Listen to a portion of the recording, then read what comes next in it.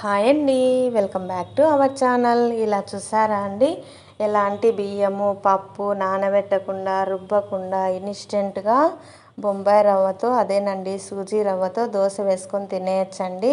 చాలా టేస్టీగా ఉంటుంది. ఇంకెందుకు ఆలస్యం, ఎలా తయారు చేయాలనో చూసేద్దాం.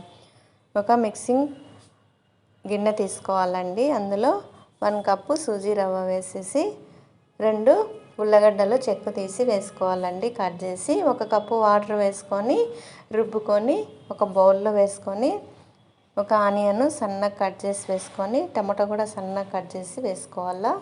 అలానే కరివేపాకు సన్నగా కట్ చేసి వేసుకొని, పచ్చిమిర్చి, క్యారెట్ తురుము, కొత్తిమీర, రుచికి తగినంత ఉప్పు, ఒక చిటికెడు వంట సోడా వేసుకొని బాగా కలుపుకొని, కొంచెం జీలకర్ర, కొంచెం ధనియా పౌడర్ వేసి కలుపుకోవాలా. పాన్ పెట్టేసి వేడెక్కిన తర్వాత అలానే ఈ పిండి అంతా అలా స్ప్రెడ్ చేసుకోవాలా. దోశలాగా వేసుకోవాలా. ఎక్కువ స్ప్రెడ్ చేయకుండా అలా స్ప్రెడ్ చేసుకోండి.